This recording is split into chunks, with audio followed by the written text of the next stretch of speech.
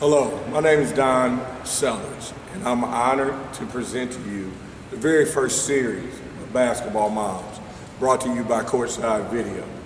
Basketball Moms gives you a more in-depth look at the maternal side of this great game. Today's installment is titled Ohio Basketball Moms Class of 2016. We have four beautiful mothers of prominent juniors, soon to be seniors, ranked in the state of Ohio in the upper echelon of players. First we have Teresita Jones Thomas, mother of Amari Spellman. Amari is a 6'9", 268-pound player with a huge upside. His dominance in the paint, coupled with his soft touch, makes him an extremely dangerous player. Reminds a few people of Zach Randolph type. Next is Annette Moyer, mother of Syracuse recruit Matthew Moyer. Now the Moyer family has had a very interesting last 2 weeks due to the penalties facing the program. Matt is a player that's a coach's dream. Don't have to run a lot of plays for him because he finds different ways to score or different ways to become involved. He's an intangible player. What best describes Matthew is he's athletic with an unlimited upside. Next we have Melissa Smitherman, mother of uncommitted Seth Towns of Northland High School, newly crowned district champion as of last night. Seth is a highly skilled 2-3 player whose size along with skill makes him very versatile. Next we have Molly Watson, mother of Evie Watson. Evie burst on the scene here lately, and he's considered a tweener. And what we say about tweeners is a guy who can play one position well and handle inadequate at the other position. He's expected to really burst onto the scene this summer and have a blow-up type summer. Welcome to have you here. Thank you. I would like to start with Ms. Jones Thomas. What is your son's favorite meal you prepare for him? Hands down, absolutely.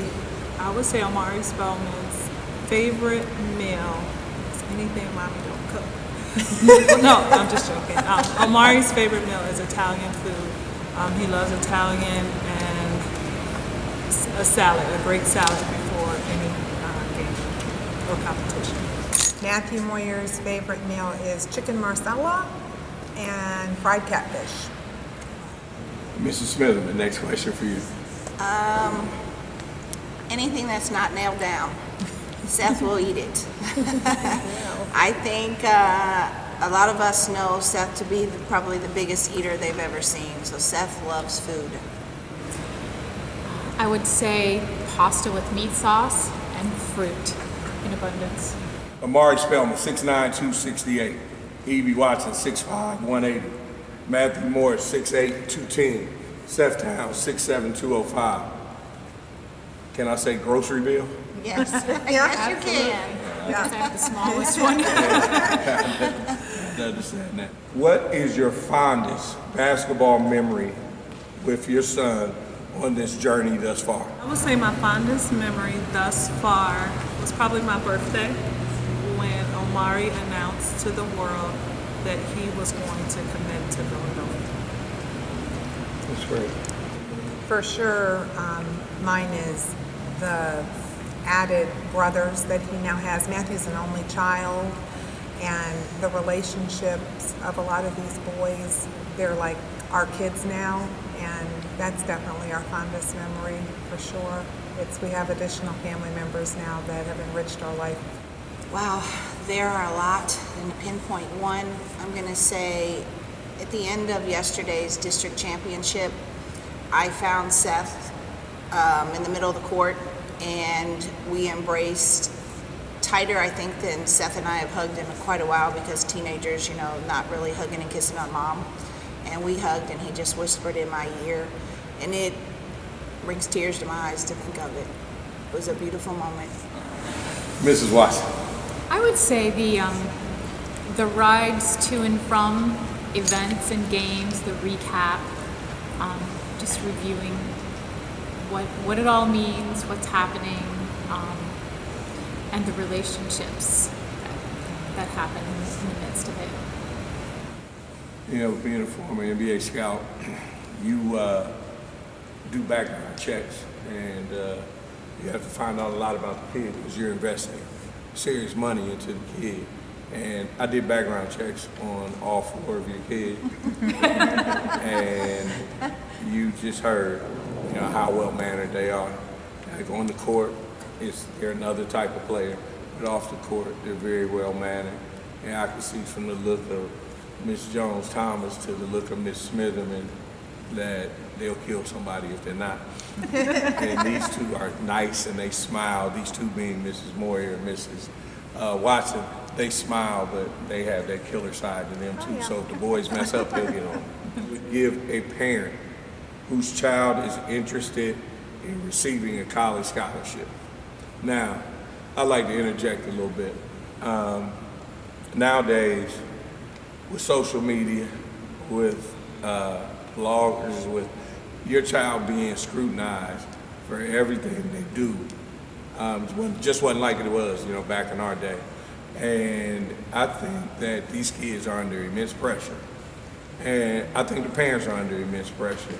So I want you to take your time and think about that question, because I think you 4 have something to speak to for other parents, and they really understand, being that we got 2 who committed, we got 2 who are still going through it. I'm sure you guys can call them to ask questions, you know, they can call you to ask questions. So with that, I'm going to change the order. Bam. Mrs. Moore, you're going I get to be go first. first. Definitely, my first piece of advice would be to keep your circle small. This is a very, very, very ugly industry. And I think we have to remember at the center of it, these are children. And the people surrounding this industry are not children. And it's ugly. It can be very ugly. So I would say keep your circle small, keep people around your son that are worthy of being around your son, and if somebody shows you their true colors, believe them. Believe them. You know, these are your children, and like you just said, they're being scrutinized by scouts and by rankers and by colleges, and you know, it's just over the top. But we got to remember they're still children, so we have to make time for that, to keep them children, and we keep a very small circle around Matthew as far as this industry is concerned. I think that's incredibly important. And the other piece of advice that I would just give is what you put in is what you get out. And if you're not willing to invest into your children, unless you just have one of those 1 in a million kids, you're not going to get it out. So I would say get some like solid, secure advice that's going to be honest about your child's potential, so that you're not wasting your time, because there's a lot of people out there that will tell you what you want to hear. So I would say do that. But then if your child is talented, you are going to need to be prepared to put a lot of time into it, and training, and you know, it's not going to come by osmosis. Because guys like Michael, Kobe, LeBron, and guys like that, they were talented. God gave them a little something extra. It definitely did. I think God gave all 4 of your sons something extra. But if you're not mentally prepared, which you said something, you said the ugly side of it. We're not trying to scare anybody, because you still got to enjoy this game. As a parent, you still have to have time to enjoy this. But the ugly side of it is that there are going to be people out there that want your child for not the same reasons that you want your child. And at the end of the day, even on my side of the game, I say it every time when we're sitting at a table like that in June, this is somebody's child we're talking about, all right?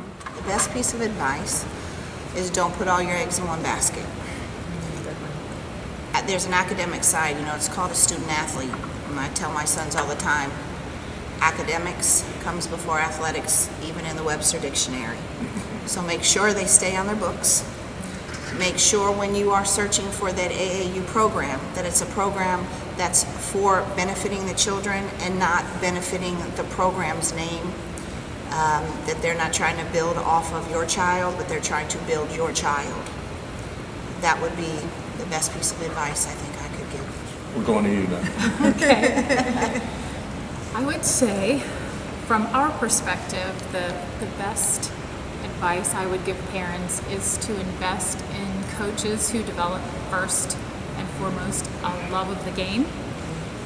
If you don't have that deep love for what you're doing, it's going to be difficult to put in the hard work because there is a lot of it, and there's a very lonely side to it if you don't train with other people. So right now there's a lot of intense dribbling in the basement, and to find coaches and trainers who really do care about you, to talk to moms, have a mom group, have open conversations about the choices that you may need to make. And they're not always great, and we know that, and we share, but you have to make the best decisions that you have in front of you at certain times, but to just work really hard and persevere through the tough times. That's great.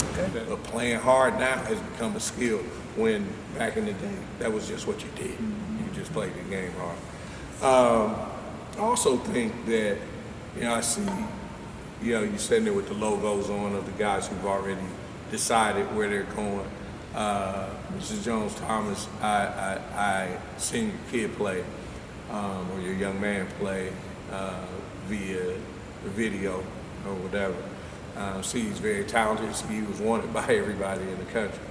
I think when we talk about enjoying it, you've got to enjoy it. It can't become, oh my God, they're on the phone. Oh my God, they're on the phone. When you get that, when you start to get there, then you're not enjoying the process. And so for you, I think this question is really pertinent because you have chosen, but you went through a serious recruiting process. So tell us what your side of it. I'd like to say that I believe I'm truly blessed to have all three of my children have a scholarship offer to a Division I school. And my advice that I would give to parents is, number one, allow your children or child to be coached.